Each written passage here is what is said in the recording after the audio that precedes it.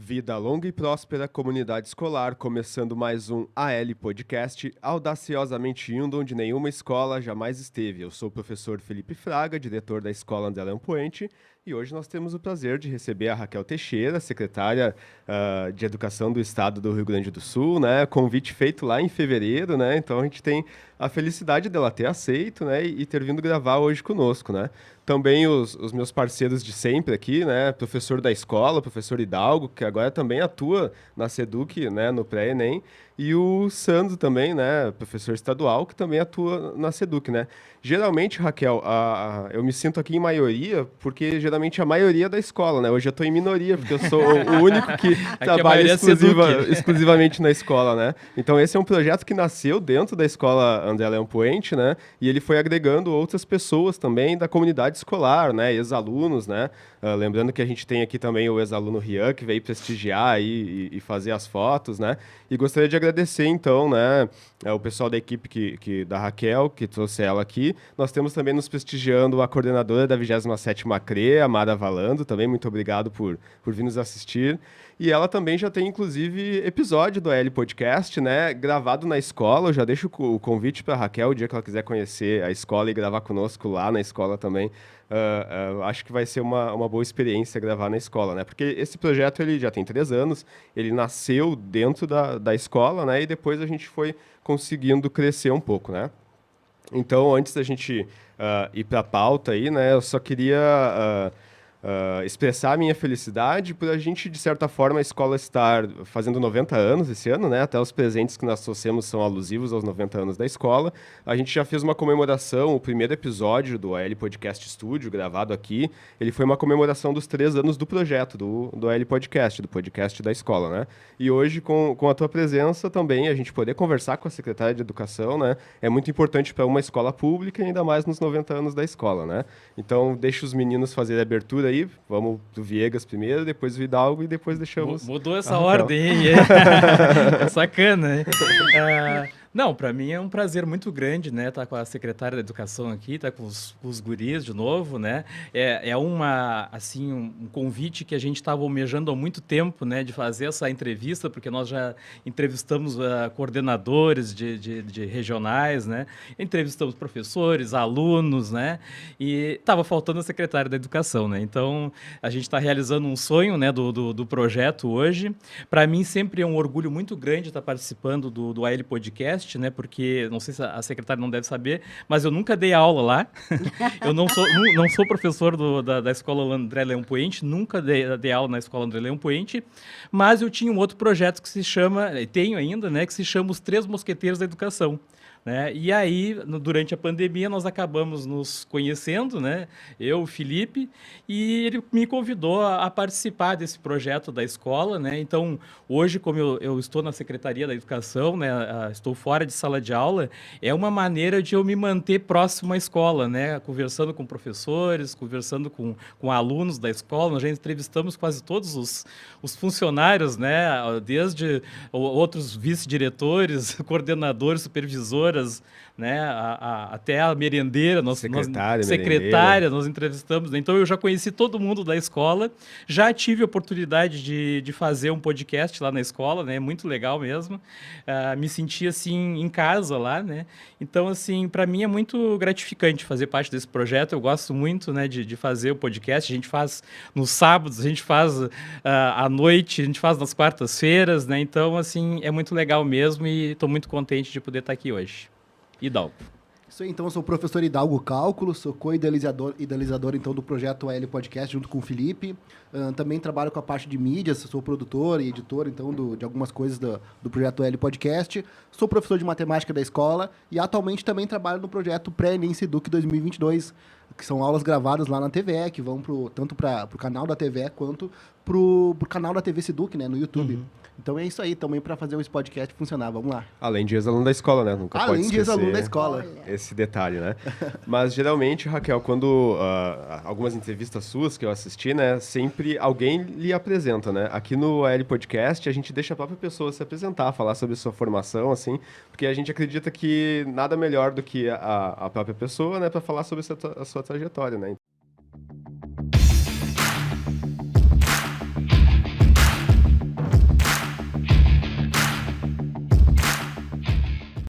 Obrigada, Felipe. Mas antes de falar de mim, deixa eu falar um pouco da minha alegria de estar aqui. Como o Felipe disse, na visita que eu fiz à 27ª CRE, a convite da Mara, minha grande amiga que está aqui dando força aí para a gente, não é?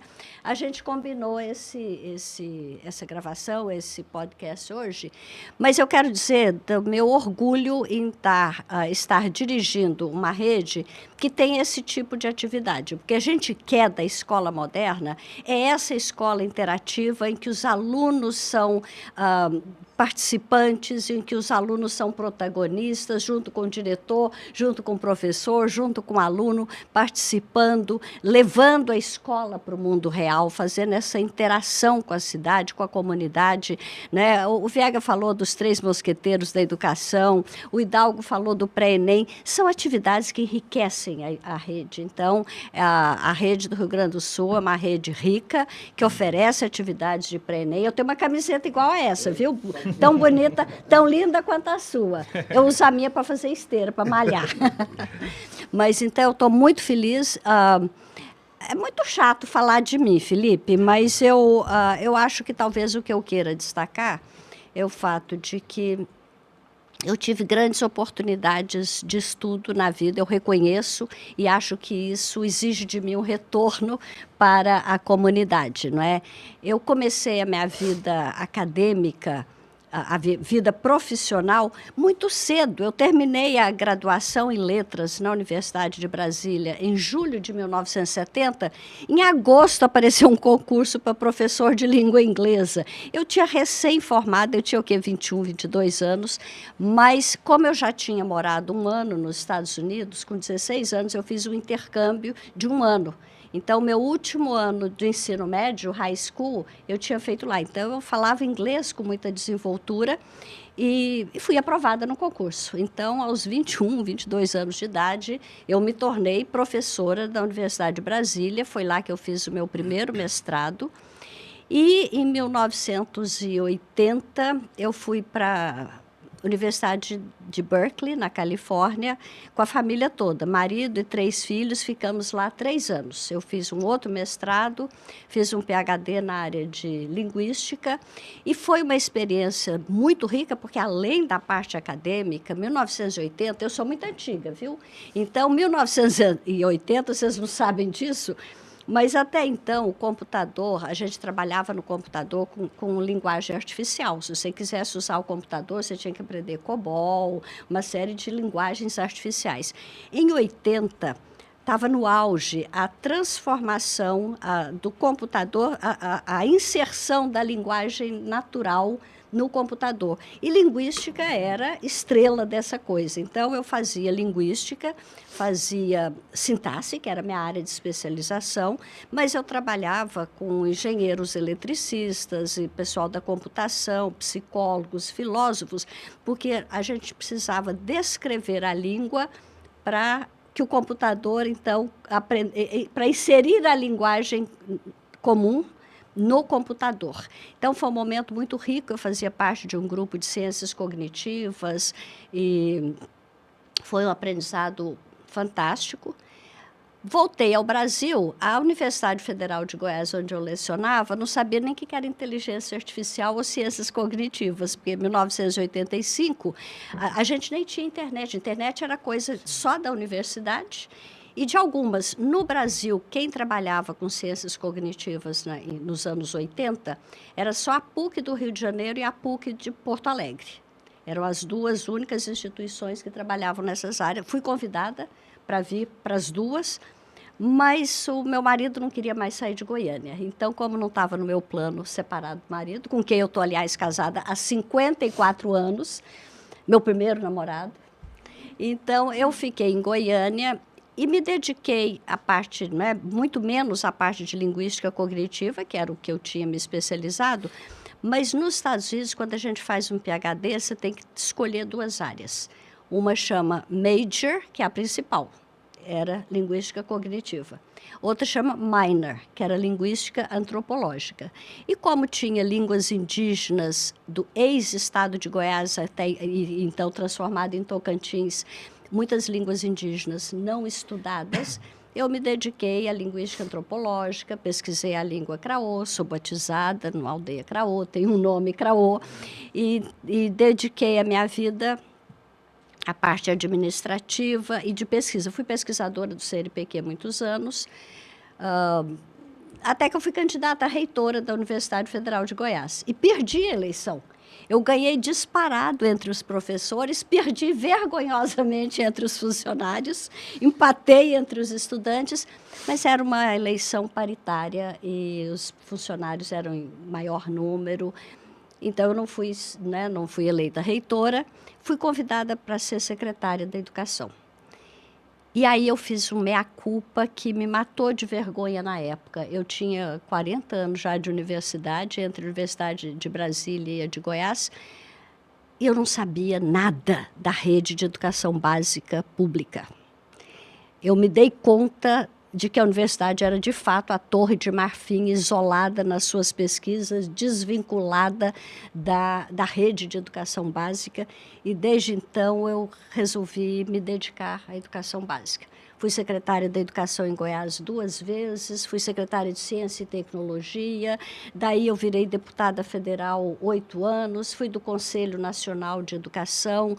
E por que eu digo isso? Ter sido do Conselho Nacional de Educação, ter sido presidente da Comissão de Educação da Câmara dos Deputados, ter sido professora PhD titular, sou professora titular da universidade, ter morado tanto tempo no exterior, eu acho que me deu uma visão de mundo dos vários ângulos da educação,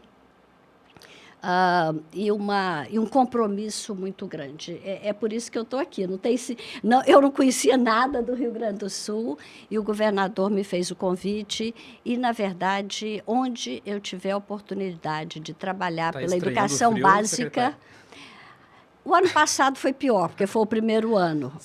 Eu não tenho problema com frio, Viega. Eu já morei nos Estados Unidos, já morei na Alemanha, já morei na Inglaterra, mas o que me incomodava muito, o que me incomoda ainda aqui no Rio Grande do Sul, é não ter um sistema de calefação adequado. Porque na Europa, nos Estados Unidos, você não passa frio dentro de casa. Sim. Você passa frio no percurso que você tem entre uma casa e outra. Casa, escola, igreja, loja, tudo é aquecido. Então, na verdade, você fica com neve lá fora de short dentro de casa, porque o aquecimento, o sistema de aquecimento é bem sofisticado. E aqui a gente não tem isso. Não. Então, o que eu estranhava... No verão passa calor, no inverno passa frio. Exatamente. Então, o que eu estranhava... Mas já acostumei. E o calor humano tem sido tão forte que compensa o frio. Sou muito grata. Eu fui recebida com muito respeito, com muito carinho, com muita amizade. Virei goiúcha de cara. Daqui uns dias eu já viro gaúcha inteira.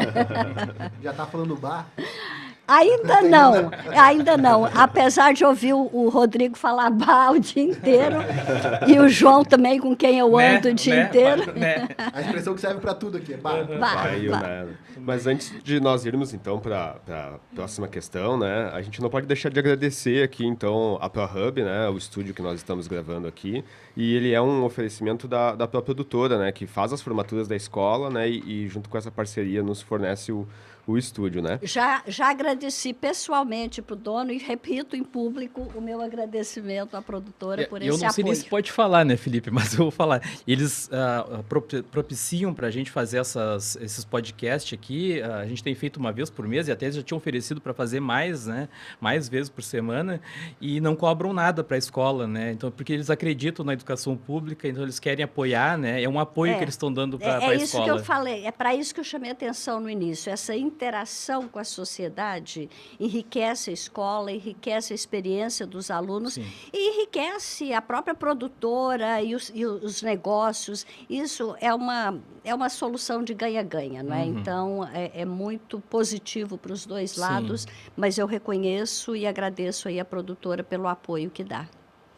E o que nós queríamos saber agora nesse tópico é dentro dessa experiência de ter estudado no exterior, né, de ter acompanhado, O que você achou mais interessante, assim, que deveria ser reproduzido aqui no Brasil, principalmente em questão de educação mesmo, né? Então, nos países que você esteve estudando, né? O que você vivenciou lá que acha que falta a gente conseguir reproduzir na educação como um todo, especificamente aqui no estado do Rio Grande do Sul, né? Olha, eu acho que o Brasil como um todo precisa valorizar mais a educação básica. E agora eu vou me prender à educação básica e à educação básica pública, porque é lá que está mais de 80% dos jovens. Ou seja, então o presente e o futuro de qualquer estado está na educação básica, por isso eu me dediquei a ela, porque é lá que nasce, inclusive, o projeto de nação. O projeto de escola que a gente tem é um pouco o projeto de nação que a gente quer para a gente, não é? Então, se a gente defende valores como democracia, justiça social, tolerância, generosidade, é na escola que você forma as crianças e os jovens e é na sociedade que eles vão implementar isso. Então, o que eu vi, não é, em vários países é uma valorização maior. Eu vejo, às vezes, no Brasil, amigas minhas do meu nível social que transferem a responsabilidade da educação para os filhos, para a escola, como se eu paguei a matrícula, ó, lava as mãos, o professor que se vire para educar. Ou então, eu matriculei, fiz minha parte. E, na verdade, educação é uma coisa muito complexa. O processo de aprendizagem é complexo cientificamente, socialmente, psicologicamente, e se não houver uma interação da família com a escola, com a sociedade, com os grupos organizados, a gente vai ficar, né, andando devagar. Nós estamos andando, avançamos. Você perguntou da situação do Rio Grande do Sul. Em 2005, nós começamos um movimento chamado Todos pela Educação. Eu sou fundadora do Todos pela Educação. A ideia nasceu da seguinte forma. Gente, 2022 a gente vai comemorar o bicentenário. Nós estamos lá em 2003. A gente vai comemorar o bicentenário da independência do Brasil. Que tal comemorar o bicentenário da independência do Brasil, comemorando a verdadeira independência, que é a independência educacional? Para chegar lá, nós temos que cumprir determinadas metas, atingir determinadas metas. Em 2005, terminamos esse trabalho. As metas estabelecidas eram as metas de qualidade que os países desenvolvidos, os países da OCDE, tinham. Era o nível deles. Imagina, a gente em 2002 ia chegar no nível de 2005 da OCDE. Mas estabelecemos essas metas que depois o MEC incorporou e transformou em metas do IDEB. Por isso é que o IDEB reproduz essas metas e por isso que o IDEB vai acabar em 2022. Ele nasceu em 2005 para terminar em 2022, porque aqui a gente já estaria comemorando o bicentenário da independência, atingindo as metas. Não atingimos. Não atingimos por várias razões, uma delas a falta de envolvimento da sociedade, a falta de compreender que a educação é a única alavanca do desenvolvimento pessoal e, consequentemente, da nação. A educação tem um valor intrínseco, que é dar à pessoa, não é, as ferramentas para a cidadania, para fazer as escolhas certas que ela precisa fazer na vida, mas ela também tem um vínculo, tem um lado associado ao desenvolvimento econômico. Quanto maior o nível educacional, maior a produtividade da pessoa, maior a prosperidade e economia do país. A gente não pode desvincular. Esse lado econômico não pode ser o definidor da educação, mas a gente também não pode esquecer que ele é o impulsionador. O Brasil cresceu muito, entre a década de 40 e 80, o Brasil cresceu 3,9% do PIB ao ano. Foi um crescimento gigantesco, de 900%. De 1980 para 2020, nós patinamos em 0,7% de crescimento, e isso está muito ligado à educação. Na mesma época, a Coreia tinha os mesmos dados educacionais que nós e resolveu fazer um investimento pesado em educação.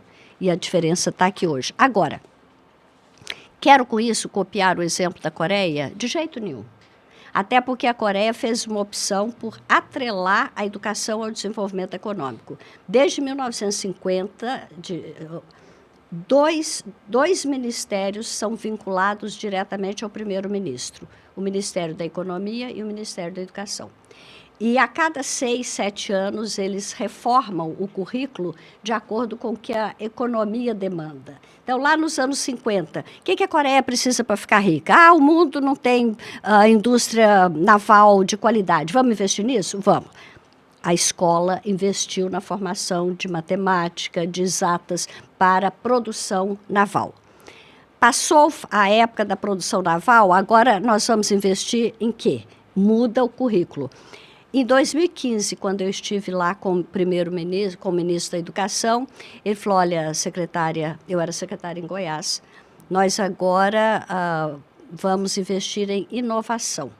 A Coreia, durante muitos anos, aprendeu a pegar inventos de outros países, do Japão, de onde for, reproduzir mais rápido e mais barato. Mas a gente não quer mais isso. Nós não queremos ser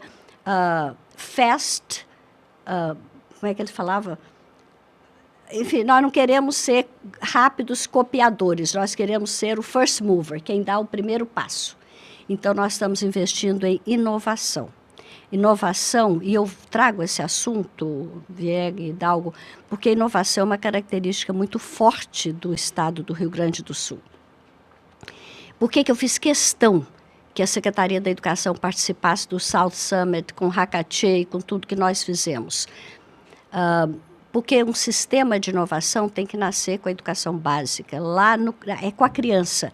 Não adianta você achar que um grupo da PUC faz inovação, que um grupo de startup faz inovação. Para ser inovador, o Estado tem que ter um ecossistema de inovação que nasce lá na educação básica.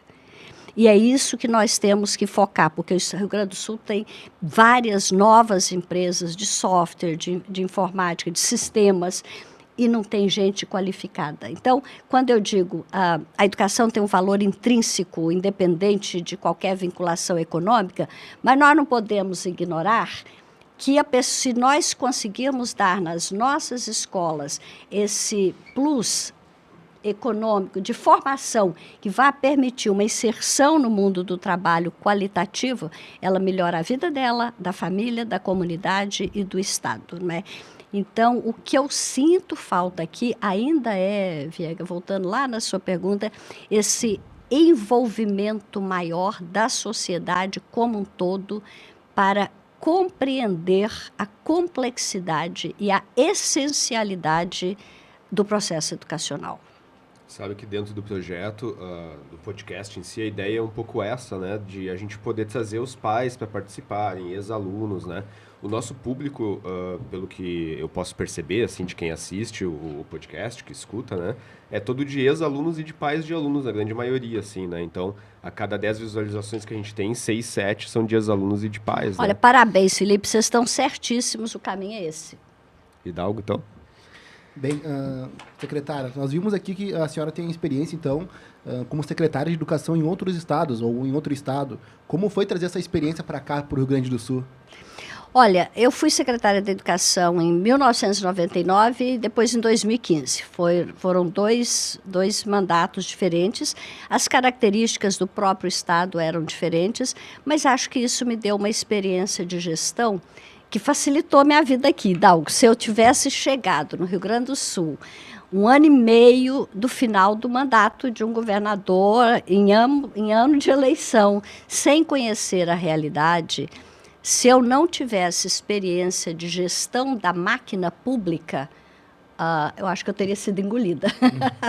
Não fui engolida pela experiência, pela compreensão de que uma máquina pública como é a educação é um sistema, é uma engrenagem extremamente complexa, ela tem um aspecto financeiro importante ligado ao orçamento que vem de Brasília, orçamento que é feito no Estado, a questão do Fundeb, financiamento, tem todo um lado pedagógico de carreira, de BNCC, de reforma do ensino médio, tem todo um lado de gestão E a gestão não é simples, Hidalgo.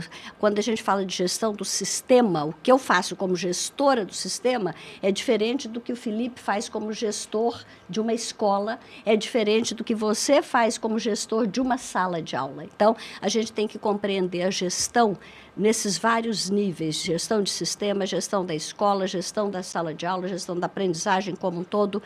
E eu acho que a experiência anterior me deu essa visão clara de chegar aqui e detectar rapidamente onde é que precisava ser fortalecido, onde é que eu precisava prestar atenção, e isso ganhou tempo, né?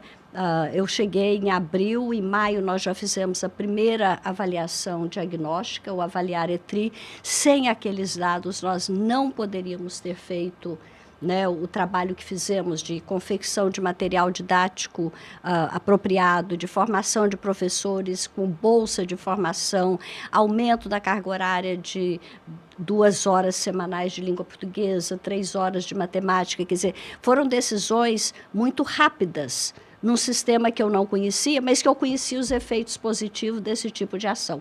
Então, é claro que a experiência anterior ajudou bastante. Sim.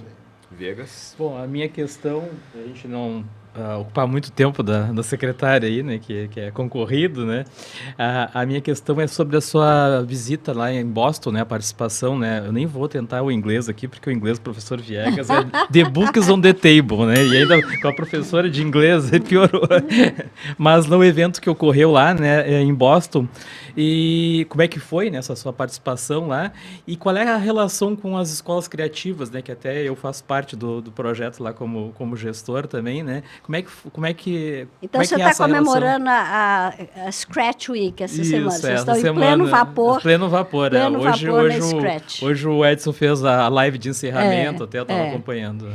O Scratch nasceu em Boston, onde eu estava, não é? No Media Lab lá do MIT. Na verdade, o Brazil Conference, Viegas, não tem nada a ver com a escola criativa. Por que eu fiz as duas coisas? O Rio Grande do Sul, a gente sabe, mas é importante reforçar sempre, foi a única rede estadual convidada para fazer parte da rede brasileira de escolas criativas. Quando a Lehman e a Lego se juntaram para criar a rede de escolas criativas, elas selecionaram 10 redes públicas de ensino, 9 redes municipais, Curitiba, Recife e outras capitais, uma rede estadual, que foi a rede do Rio Grande do Sul. Então, só isso já coloca o Rio Grande do Sul numa posição extremamente privilegiada em relação à rede de escolas criativas.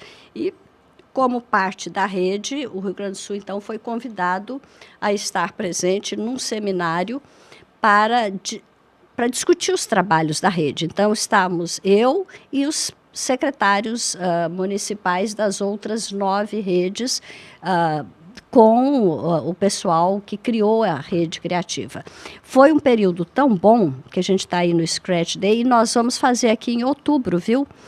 A meu convite lá de provocação para esse grupo que estava em Boston, nós vamos fazer um seminário de escolas criativas em outubro, em que as 10 redes se reunirão de novo para mostrar os avanços que cada uma das redes fez, a gente aprender com a experiência um do outro, não é? E avançar. Por coincidência, na mesma semana acontecia a Brazil Conference, que é uma conferência tradicional já em Harvard, organizada pelos estudantes da Universidade de Harvard, em que se trata de assuntos econômicos, educacionais, políticos, sociais do Brasil. E quando eles souberam que eu estaria lá, eles me convidaram para fazer parte de um painel. O único painel de educação que aconteceu na Brazil Conference foi esse. Então, mais uma vez, o Rio Grande do Sul teve o privilégio de levar os dados e a política educacional que está acontecendo aqui para um evento do maior destaque, da maior importância. Inclusive o Brasil inteiro muda para lá, né? Impressionante. Você anda trombando em Harvard, trombando com Luciano Huck, Eduardo Leite, João Dória, Sérgio Moro, todo mundo lá, todos os jornalistas, Eliane Cantanhede, enfim, todos os jornalistas, né? Então, é um momento muito importante e foi bastante importante para o Rio Grande do Sul, eu acho, essa janela, né, essa oportunidade de se mostrar para o mundo. Então, fico muito feliz de ter podido representar o Estado lá. E estou indo agora de novo, terça-feira, viu? Para Stanford. Stanford vai ter 3 dias de seminário, por 2 motivos. A Fundação Lehman mantém um centro de educação, centro de formação de educação. Tem 2. Eles têm um em Boston e um em Stanford. O de Stanford vai comemorar 10 anos agora. Então, eles organizaram um seminário. No primeiro dia do seminário vai ser um balanço dos 10 anos. O segundo dia do seminário vai ser a visão para os próximos 10 anos. E eles me convidaram para participar desse segundo dia, em que nós vamos discutir a visão para os próximos 10 anos, onde que a Fundação Lehman poderia apoiar, investir e fazer pesquisa. A mesa da qual eu vou participar, por exemplo, é uma mesa com o Dr. Manuel Palacios, que é o diretor do CAED, que é o Centro de Avaliação Educacional de Juiz de Fora, o Alexandre Schneider, que é o diretor do Instituto Península, já foi secretário de Educação de São Paulo, a doutora Kátia, da Universidade Federal do Amazonas, que foi secretária de Educação em Manaus muitos anos e fez um trabalho fantástico na Secretaria da Educação de Manaus. E nós vamos discutir especificamente as relações governamentais que precisam se fortalecer para alavancar a qualidade da educação básica no Brasil. Então, estou muito feliz porque eu vou levar os dados do Rio Grande do Sul novamente, agora para a Califórnia. A nossa escola, ela é uma escola específica só de ensino médio. Nós temos 35 turmas de ensino médio, né? E nós não éramos escola piloto do ensino médio. E então o novo ensino médio, né? Ele chegou pra gente este ano para as turmas de primeiro ano, né? E como tudo que é novo, né? Toda mudança, ela gera alguma insegurança. Então a gente queria ver como é que era a sua visão, né? De enxergar a rede do Estado como um todo, né? Porque o currículo, ele vai passar a ser mais amplo, né? Então, as escolas vão ter características mais regionais, porque cada escola vai escolher os seus itinerários, né? Então, quais são as perspectivas que você enxerga, assim, para essas mudanças que vêm para as escolas de ensino médio com o novo ensino médio, né? Olha, com bastante confiança, Felipe. Eu acho que era... É claro que com preocupação, porque é uma mudança muito profunda. Eu estou há anos na educação e essa é a reforma educacional mais profunda, mais radical que eu já vivi. E a gente tem que ter muito cuidado para que ela seja, de fato, vencedora e se torne uma oportunidade de virar a chave e sair com o ensino médio melhor. A sua escola tem a vantagem, Felipe, de ser só de ensino médio. O desafio é maior numa escola que tem anos iniciais, anos finais, ensino médio, porque você não pode se especializar numa etapa só, não é? Então, parabéns, você vai ter chance de ser piloto e modelo. A reforma do ensino médio foi a resposta que o Brasil deu a um fracasso do modelo de ensino médio que a gente tinha. Se você pegar os dados do IDEB, pega os dados do Rio Grande do Sul, de 2005 até 2019, o Estado tinha 3,4 em 2005, 3,4 em 2007, 3,5 em 2009, volta para 3,4, ou seja, nesses anos todos havia uma estagnação, e não era só no Rio Grande do Sul. Houve uma estagnação geral em todo o país. Em 2019, houve um ligeiro aumento no Brasil inteiro, já em função da discussão da reforma do ensino médio. Já houve mais atenção voltada para esse nível. Ele cumpre, né, esse novo modelo, cumpre 2 desafios, duas tarefas. Primeiro, articular as competências cognitivas com as socioemocionais, que é tarefa da BNCC como um todo, mas no ensino médio ela tem característica bem específica. E de articular a teoria com a prática. Por que é importante essa articulação? Porque o Brasil tem uma tradição de escola teórica, acadêmica, desvinculada da sociedade. Da mesma forma que a universidade é desvinculada da rede pública, o ensino na rede privada ou pública é teórico.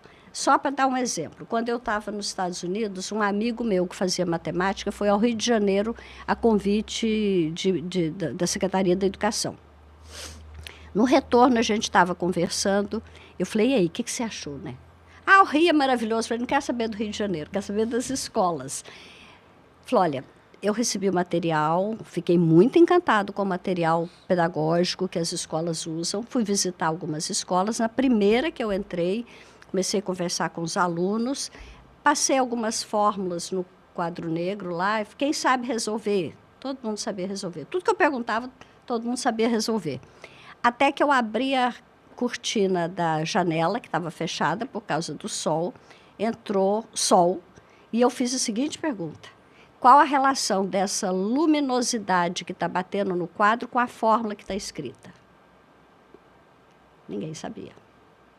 Ou seja, eles sabiam a fórmula, as equações, por memorização, por outro processo qualquer, mas eles não tinham noção da relação daquela fórmula abstrata com o mundo real. E é assim em todas as áreas. A escola brasileira tem essa característica, a memorização sempre foi muito pesada. Só que houve uma época na vida que você podia memorizar algumas coisas, ser aprovada no vestibular, passar num concurso e se dar bem na vida por causa do diploma. Esse mundo morreu. Esse mundo morreu. O diploma é importante como símbolo do conhecimento que você tem que ter. Porque se for só o diploma e você não tiver o conhecimento, também não vai valer nada. 28% dos graduandos de universidade dos últimos anos estão desempregados. Então, o diploma não tem mais aquele valor por si que ele já teve na história do Brasil. E o volume de conhecimento hoje é tão grande, para você ter ideia, nos próximos 15 anos, o volume de conhecimento que vai ser gerado é igual ao que foi gerado nos últimos 150 anos. E vai ser cada vez mais rápido e mais conhecimento. Então, a memorização por si não vai valer nada. A memória e a memorização continuam importantes sempre no processo de aprendizagem, mas depois de entendido, compreendido, internalizado. A memorização pura e simples não tem espaço. Então, cada vez mais, as avaliações, e vai ser assim com o PISA, vai ser assim com a prova que vai substituir o IDEB, o SAEB, não é? Você não adianta, você tem que entender as situações, ver a arte, a relação dela com a prática, para que serve, para que você saiba atuar no mundo. Por isso que o ensino médio fala em protagonismo, fala em projeto de vida, fala em trabalho em grupo, educação através de projetos, porque a escola do ensino médio vai preparar a pessoa para ir ou para a universidade ou para o mundo do trabalho. E em qualquer momento que ela for atuar profissionalmente, ela vai precisar saber trabalhar em grupo, ser articulada com o time, daí as competências socioemocionais. E o ensino médio vai permitir o aprofundamento nas áreas de interesse do aluno. E aquele modelo que a gente tem, né, de 13 disciplinas obrigatórias e iguais para todo mundo, seja se você quer estudar piano ou física, são as mesmas 13, esse modelo não existe em lugar nenhum do mundo e ele mostrou que ele é um fracasso. Então, agora, depois, né, do primeiro ano, a formação geral básica, ele já começa a se especializar. Eu ia escolher só as exatas, né? Filosofia, sociologia, essas coisas, tudo. Claro. Então, o aluno tem que ter o direito de escolher, até porque ele vai se preparar melhor para a vida, ele vai se aprofundar, ele não vai perder tempo com uma coisa que ele não tem menor interesse. A senhora falou ali da questão do curso técnico, né? Eu fiz o integrado, né? Eu fiz o técnico agropecuário, que era junto, médio com o técnico agropecuário. E depois eu fiz engenharia agrícola. Na engenharia agrícola não tive quase prática. Se eu não tivesse feito o técnico agropecuário antes, eu não teria prática, porque a universidade é essa ideia. É tudo muito teórico, Muito tem teórico. muito pouca prática. É. E isso é um problema das universidades em geral, né? Isso aí teria que mudar, né? Tirando algumas que nem a medicina, que já tem prática desde o início, outras, engenharia, por exemplo, é um caso. Olha, e a educação tem que aprender com a medicina, Viega, já que você falou da medicina. A medicina também Começa era muito desde- ruim, até que eles começaram a valorizar os chamados saberes clínicos, a residência médica, você usar a clínica e o hospital e a prática que você faz e aquilo se transformar em conhecimento novo. Você pega a Covid. Quanto nós aprendemos nos últimos 2 anos a partir do que foi aprendido nos hospitais, errando, matando muita gente, o respirador errado, tempo errado, mas a partir desse aprendizado, novos conhecimentos se agregaram à área médica, avançando e evoluindo a ciência. A educação tem que entender, e a educação básica tem que entender, que a clínica nossa, o nosso laboratório é a sala de aula. Se o professor vai fazer um mestrado, ele não tem que ficar pensando no sexo dos anjos para definir a pesquisa que ele vai fazer no mestrado. Pega a sala de aula dele. O aluno dele está confundindo, está achando que um terço é maior do que um meio. Por que será que isso está acontecendo? Vamos pesquisar. O que está... Ele está errando, ele não sabe o que é fato, o que é opinião, ele não está sabendo fazer uma inferência a partir de um texto. O que está acontecendo? Vamos construir saberes educativos a partir da nossa riqueza maior, que é a sala de aula e que é o processo de aprendizagem dos alunos, cada um diferente, porque cada aluno é de um jeito. Então, a gente precisa aprender a explorar, no bom sentido, essa riqueza, esse universo que a gente tem de cérebros, de cabeças, de talentos, e trabalhar em cima disso, e não ficar buscando coisa fora da realidade, não é? Acho que vale aqui ressaltar que dentro da nossa escola, lá no André Leon Puente, a gente sempre incentiva os alunos a trabalharem com as mídias, a trabalharem, inclusive, com podcast, e eu acho que isso é uma habilidade que deve ser trabalhada, né? A questão do uso das mídias no meio profissional, que muitos alunos hoje em dia não entendem o impacto que tem isso. Eu não gosto de falar, ou não tenho vergonha. E a partir do momento que eles começam a fazer live, ou podcast, ou se expressar melhor, até uma colocação melhor no mercado de trabalho, eles têm como... Comunicação é essencial no mundo Essencial. do século XXI, Hidalgo. A gente sabe disso, não é? Sim. Então, a comunicação não é mais característica só de quem trabalha em rádio ou televisão. A comunicação tem que ser uma habilidade desenvolvida por todos. Eu tenho um colega, um professor, o mestre dos magos, que fazia live comigo também. Ele sempre me agradece bastante. Olha, eu tenho que te agradecer por tu ter me convidado a fazer live contigo, porque melhorou muito mais a minha forma de me expressar, até dentro de sala de aula. Claro. Né? Então, assim, imagina para os alunos, né? Também. E o foco da escola, né, nessa questão de comunicação e comunicação também para o digital, né? Tanto que eu mencionei antes que a gente está sendo acompanhado por um ex-aluno, que é o Rian, e o episódio que a gente gravou com ele no sábado, a gente falou sobre marketing digital, porque é o que ele escolheu como graduação, é o que ele está fazendo no momento, né? Esse podcast, ele é visto por todos. Eu tô com eu preciso de ajuda para fazer uma campanha publicitária. Pode ser aqui? Claro.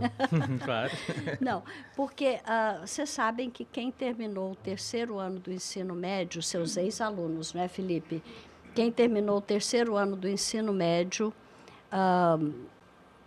está tendo dificuldade, tanto para ir para o ensino superior quanto para o mundo do trabalho, porque a pandemia, nesses 2 anos, afetou profundamente a aprendizagem deles. E aí nós estamos começando agora, no dia 30 de maio, uma coisa que chama Escolha Certa. Logo que eu cheguei, que eu vi o nível de perda de aprendizagem, eu falei, nós vamos precisar de um 4º ano opcional para ajudar esses meninos. Mas depois nós chegamos à conclusão que não é um 4º ano opcional. Primeiro, que não vai ser um 4º ano como foi o 3º ano. Segundo, que não é nem um curso regular, porque não pode nem usar dinheiro do Fundeb, porque é um curso que não existe. E a gente também não queria dar a ideia de quem não terminou, não deu conta, vai ter que terminar. Então, nós nomeamos um programa novo que chama Escolha Certa. O que é isso? todo aluno que terminou o ensino médio na rede estadual em 2020 ou 2021 é bem-vindo, é convocado quase para se matricular nesse curso. As matrículas estão abertas no site da Secretaria. O que vai ser o Escolha Certa? Nós distribuímos 32 pontos de oferta do ensino médio, do Escolha Certa. Vai ser um curso híbrido, presencial e virtual, mas quem quiser fazer só virtual, se não morar perto de um polo desses 32, pode fazer só virtual. E vão ser oferecidas 4 trilhas formativas excepcionais. Quem vai dar aula, inclusive, são os professores das universidades ligadas à Comung. O que é? A opção 1 vai ter português, matemática, inglês, projeto de vida com cultura digital, e é isso, projeto de vida, letramento digital, português, inglês, matemática. Quem optar pela trilha 2 vai ter esse pacote básico de português, inglês, matemática, projeto de vida e cultura digital, e mais um pré-ENEM específico, inclusive usando aquela plataforma Me Salva e todo o apoio, porque aí escolhe para fazer a trilha 2, quem já está fazendo o pré-ENEM ali com o Hidalgo e quer reforçar com a plataforma Me Salva, enfim, é um preparatório para a universidade. Inclusive, nós já colocamos nos Chromebooks na tela o Me Salva para divulgar. E aí a ideia agora é colocar também esse do Escolha Certa. O terceiro, a trilha 3, a terceira opção, é o pacote básico, português, inglês, e um olhar especial, uma opção de trabalhar até na linha da educação técnica e profissional, com sistemas de informática, desenvolvedor, programador, todo ligado à área de desenvolvimento de tecnologias, área de tecnologias. E a trilha 4 é ligada à economia criativa, então artes visuais, design, todas as áreas ligadas à comunicação. Então, são 4 trilhas espetaculares que os alunos têm a oportunidade de sair com um perfil que tem demanda e que tem lugar tanto na universidade quanto no mercado de trabalho. Qual que é a dificuldade que nós estamos tendo? Esses alunos não são mais da rede, a gente não tem contato com eles. Então, a gente está com uma matrícula baixa. É uma oportunidade muito boa, os cursos são muito bons, mas os alunos não estão sabendo da oportunidade que tem. Então, se vocês ajudarem a gente a divulgar isso... Com certeza. Viu? E aí a tarefa eu transfiro para vocês, porque o próprio Felipe, né?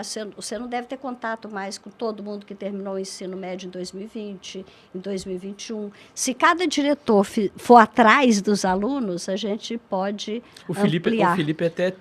O Felipe eu acredito que tenha. Ele tinha um canal de comunicação muito grande pelo WhatsApp até, com pais e com os alunos. Se os ex-alunos forem nesse momento procurar no Instagram da escola, eles vão encontrar a publicação do Escolha Certa, né? E muitos deles interagem conosco ainda pelo status do WhatsApp da escola, porque a gente tem mais de 1000 visualizações e muitos deles são de ex-alunos, assim, né? Então eles enxergam por lá, né? Mostra para eles a importância deles chamarem outros colegas, outras pessoas que não estão sabendo, porque de fato é uma oportunidade. Sim, isso aí.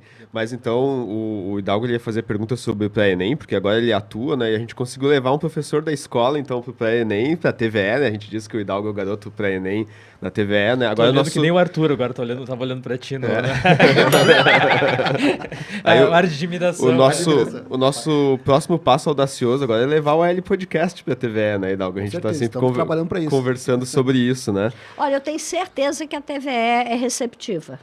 Que bom, a gente posso até conversar também, mas diretor Mário aí, um abraço. E além disso, também nós falamos sobre marketing digital, que o RIA curso e tudo, né? Nós também temos os planos de tentar uma implementação de técnico em audiovisual na escola, exatamente para preparar os alunos, né, para esse mundo novo, né, de produzir vídeos, produzir podcasts também, né? E a reforma do ensino médio, Felipe, vai permitir que as escolas tenham esse perfil. Vai acabar tendo escola mais especializada na área do agronegócio, escola mais especializada em comunicações, a escola mais especializada em dança, em física, no que quiser. Então, as escolas vão poder ter, como acontece no mundo todo, as escolas têm determinado perfil, né? A escola de formação de balé clássico mais famosa do mundo é de Nova York, junto com o ensino médio. Então, as escolas vão poder desenvolver as suas características e as suas especificidades com qualidade, com mais qualidade. Eu adoraria continuar, porque eu adoro Sim, conversar, claro. vocês já perceberam? Vocês já perceberam que eu adoro conversar, e principalmente se a gente está conversando de educação, e principalmente se os interlocutores são como vocês, né? Top, top, top. Bem, né? Parabéns e obrigada. A gente já Fazer agradece, encerramento. então, né, a sua presença, a disponibilidade, né, e reforço de novo a felicidade de lhe receber, assim, num projeto de escola pública, poder receber a secretária de Educação. Para nós, vai ficar uma marca histórica da escola, né, não só dos 90 anos em 2022, também de nós podermos conversar com a secretária, né.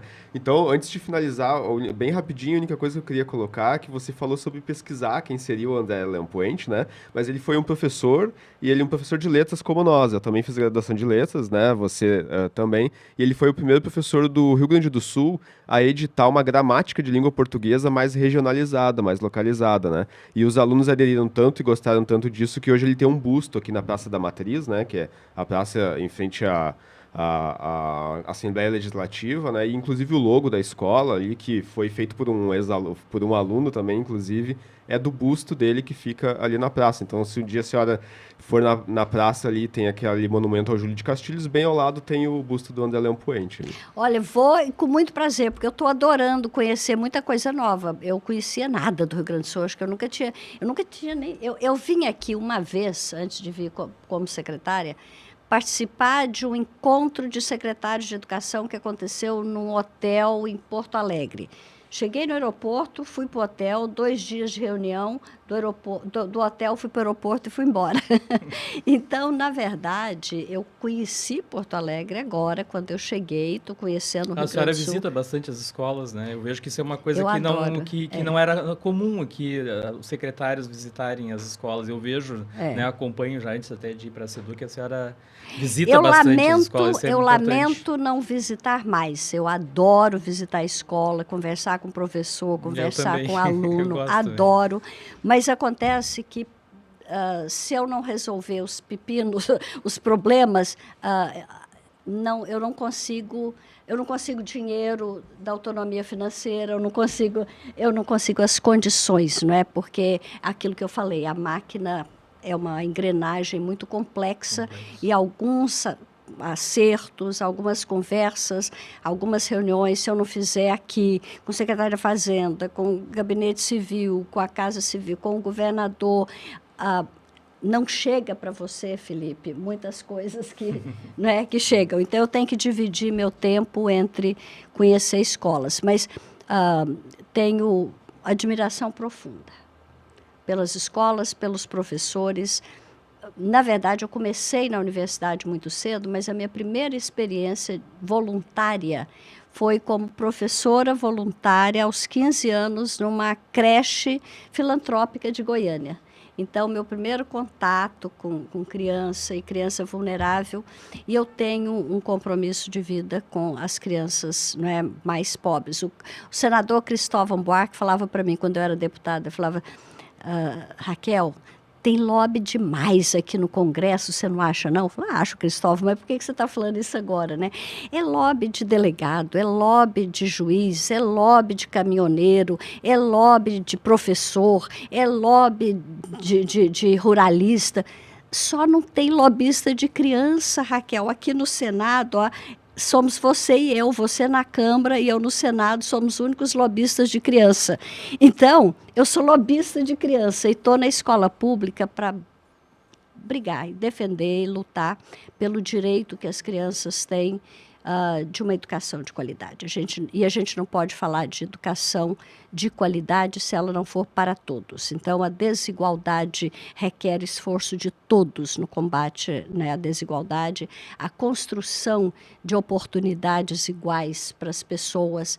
Se a gente não trilhar esse caminho, nós não teremos a máquina da democracia, não é? A máquina da democracia é formada na máquina da escola pública. Então, escola pública e SUS são os 2 equipamentos sociais mais importantes que esse país tem.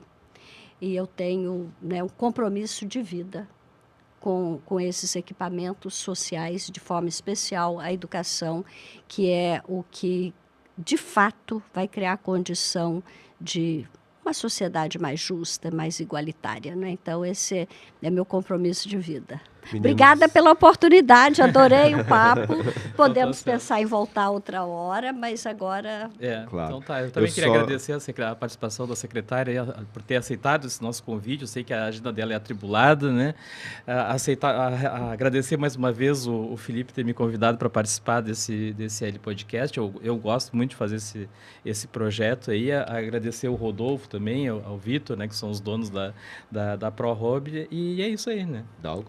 Preciso mandar um abraço, então, para Ana Paula Moraes, Patrícia Mairesse e Eita, Gabriel tem uma lista. Pereira. 3 pessoas lá do projeto Pré-Inice Eduque, que trabalham dia e noite lá para que o projeto seja esse sucesso. Um abraço. Secretária, agradecendo então você e a sua equipe da Secretaria de Educação, né? Não só pela sua presença, mas por ter liberado o Viegas também, né? E o Hidalgo, né? O Rian, quando vinha, ele disse assim, eles conseguiram liberação. Eu disse, sim, eles vão com a chefe, inclusive, né? Não tem como dar falta, né? Ela vai estar lá. Então, agradecer a Magda também, né? A Magda é minha fada madrinha lá. Nossa, muito Gente, obrigado. a Magda é o máximo, né? Não, uma pessoa, coração enorme. Muito Eu já despedi, mas eu quero contar esse caso. Pode? Tá bom? A gente falou aqui do Hakatê. O grupo que tirou o primeiro lugar no Hakatê é um garoto de 17 anos de Itaqui, uma cidadezinha pequenininha, que propôs uma inovação no sistema do Easy. Porque ele disse que não aguentava a professora de matemática reclamando que o sistema é péssimo, que tudo é ruim, que ela não gostava, que ela não entendia o Easy, que ela errava tudo, que ela ficava um mês para fazer uma coisa. E ele fez uma inovação que, segundo a professora de matemática, o que ela levava um mês para fazer, ela agora faz em 2 horas. Então, o que aconteceu ontem? Eu pedi que a equipe de técnicos, engenheiros da Procegs analisassem a proposta que o menino apresentou no Hakatê. Eles ficaram horas com esse menino, ficaram apaixonados pelo Paulo. Ele é autista, ele tem dificuldade para falar, ele estudou inglês sozinho para aprender a fazer programação, aprendeu a programar sozinho, fez programação ao vivo ontem para a cúpula técnica a mais alta da Procergs. A Procergs achou fantástico, eles vão mudar o Easy incorporando as sugestões do Paulo. Que legal. Vão apresentar para o Paulo, se ele concordar e der o sinal verde, nós vamos mudar o nosso sistema do Easy, aproveitando as sugestões de um aluno de uma escola pública, estadual, pequena, e que está aí transformando, né, pela inovação, um sistema que já era consolidado, que é o Easy, e que tudo indica que vai ser melhor por causa do Paulo, que eu falo dos nossos talentos das nossas escolas. É um orgulho, eu conto isso com muito orgulho. Excelente, agradecimentos também a quem for nos assistir e vida longa e próspera a todos.